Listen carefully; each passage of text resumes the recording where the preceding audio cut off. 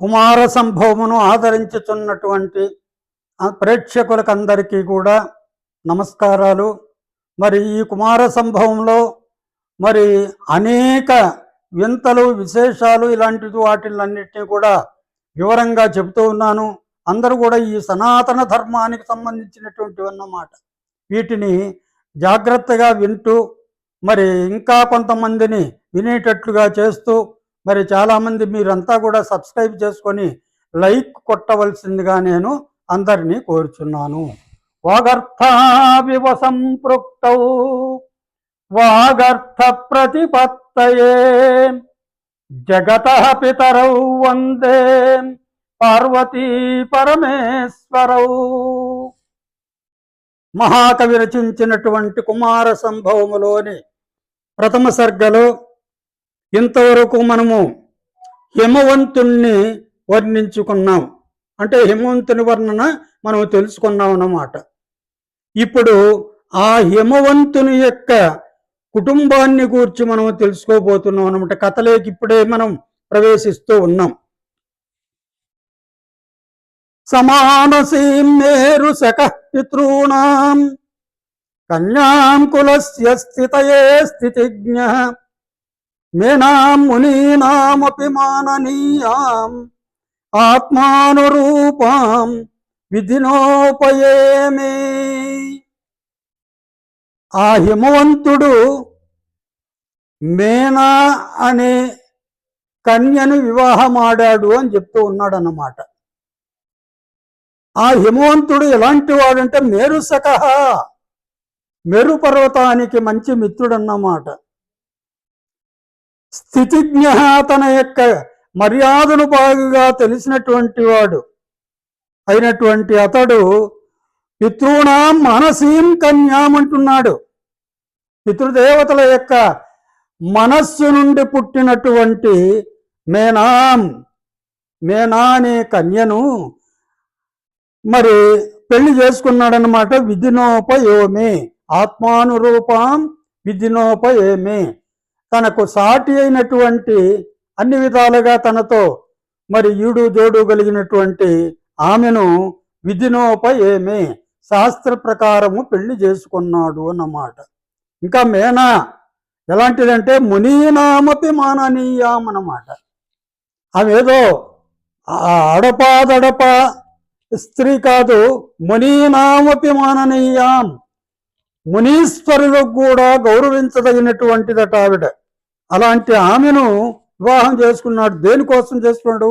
కులస్య స్థితయే, తన యొక్క కుల ప్రతిష్ట కోసం చేసుకున్నాడు అన్నమాట. మంచి అటు తరాలు ఇటు 7 తరాలు చూసి కదా పెళ్లి చేసుకోమంటారు.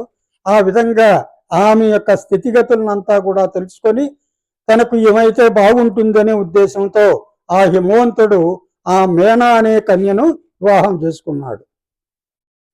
కాలక్రమేణ తతయో ప్రవృత్తే స్వరూపయోగ్యే సురత ప్రసంగే మనోహరం యౌవనముద్వహంత్య గర్భో భవద్భూధర రాజపత్న్యా. కాలక్రమేణ అంటే కాలం గడుస్తూ ఉంది. తయోహో స్వరూపయోగ్యే సురత ప్రసంగే ప్రవృత్తే అంటే ఇద్దరు చాలా అందమైనటువంటి వాళ్ళన్నమాట. ఆ అందానికి తగినటువంటి ఈ సురత ప్రసంగం రతిక్రీడ జరిగింది. మనోహరం యౌవనముద్వహంత్య, ఆమె రోజు రోజుకు అందమైనటువంటి యౌవనాన్ని కలిగి ఉంది. ఆమెకు అంటే ఈ సురత ప్రసంగం కలిగింది కాబట్టి గర్భో భవత్ భూధర రాజపత్న్యా. భూధరుడు అంటే హిమవంతుడు, పర్వతుడు. భూధర రాజు అంటే పర్వతాలకు అధిపతి హిమవంతుడు అన్నమాట. ఆ హిమవంతుని యొక్క పత్న్యా గర్భ అభవత్, ఆమెకు గర్భం కలిగింది అంటూ ఉన్నాడన్నమాట. అసూత సానాగ వధూపభోగ్యం మైనాకమం భోనిధి బద్ధ సఖ్యం క్రుద్ధేపి పక్షచ్చిది వృత్త శత్రౌ ఆవేదనాజ్ఞం కులిసక్షతానాం. మరి అసూత సా నాగవధూపభోగ్యం అంటున్నాడు. అసూత స అంటే ఆ బోధన రాజపత్ని మేనకాదేవి అసూత పుత్రుడిని కనిందన్నమాట. ఎవరు ఆ పుత్రుడు అంటే మైనాకుడు అన్నమాట. మైనాకం ఎలాంటి వాడతాడు? నాగవధూపభోగ్యం, ఈ నాగలోకంలో ఉన్నటువంటి అందమైన స్త్రీలను అనుభవించ తగినటువంటి వాడట, యజ్ఞుడట. అంబోనిది బద్ధ సఖ్యం, అంబోనిది అంటే సముద్రంతో మంచి స్నేహం కలగబోతుందన్నమాట ఉత్తరోత్తర. అలాంటి కృతేపి పక్షక్షిది వృత్తశత్రవు అంటే ఆ రోజుల్లో ఈ పర్వతాలకన్నింటికి కూడా రెక్కలు ఉండేవి. ఆ రెక్కలు ఎక్కడికంటే అక్కడ రెక్కలు ఉంటాయి కాబట్టి పక్షుల్లాగా ఈ పర్వతాలు ఎగిరిపోతూ ఉండేవన్నమాట. ఇంద్రుడు ఆలోచించాడు, వీటి రెక్కలు ఎరగొడితే ఎక్కడ ఉంటాయి అని. ఆ విధంగా కనపడిన పర్వతాన్నంతా కూడా రెక్కలు విరగొడుతూ ఉన్నాడన్నమాట ఇంద్రుడు. మరి ఇతడు తప్పించుకున్నాడు. ఆ ఇంద్రుడు వజ్రాయుధపు దెబ్బలకు తప్పించుకొని సముద్రము లోపలికి దాగి ఉన్నాడన్నమాట. ఇక్కడ మనకేమిటి? ఇంద్రుని యొక్క వజ్రాయుధపు దెబ్బలు తినలేదు, సముద్రం లోపల దాగాడు. అందుకని అంబోనిది బద్ధ సఖ్యం అని. ఆ పాతాళానికి పోయిన తర్వాత నాగకన్యల్ని వివాహం ఆడాడట అతడు. ఆ విధంగా అలాంటి ఈ మైనాకుణ్ణి ఆ మేనకాదేవి కనింది అంటూ ఉన్నాడు. ఇక్కడ మనకు ఒకటి ఉంది, పార్వతీదేవి వర్ణం చేయబోతాడు కదా ఉత్తరోత్తర.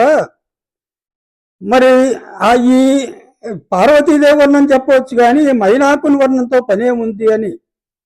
కాకపోతే పార్వతీదేవికి పెళ్లి కావాలి అంటే మామూలుగా ఎలాంటి వాడిని చూసి ఎలాంటి కన్యను పెళ్లి చేసుకుంటారంటే తండ్రి ఉండాలి, సోదరులు ఉండాలి అని శాస్త్రం చెప్తుందన్నమాట.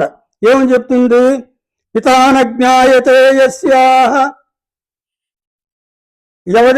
ఎవరికైతే తండ్రి ఎవడో తెలియదో, భ్రాత ఇది న విద్యతే, సోదరుడు ఉండడో, నోపయచ్చేత్తు తాం కన్యాం, అలాంటి కన్యను వివాహం ఆడకూడదు. ధర్మలోపయాత్సుది అన్నమాట. తెలివైన వాడు ఈ ధర్మానికి లోపం కలుగుతుందని మరి సోదరు ఉండేటటువంటి అమ్మాయిని, తండ్రి ఉన్నటువంటి అమ్మాయిని పెళ్లి చేసుకుంటాడట. అందుకని ఇక్కడ మైనాకుని వర్ణన చేశాడు అని మనకు దీనికి వ్యాఖ్యానం రాసినటువంటి వ్యాఖ్యాతలు చెప్పారన్నమాట. దాని తర్వాత రేపు చూస్తాం మిగతాది. హరి ఓం తత్సత్.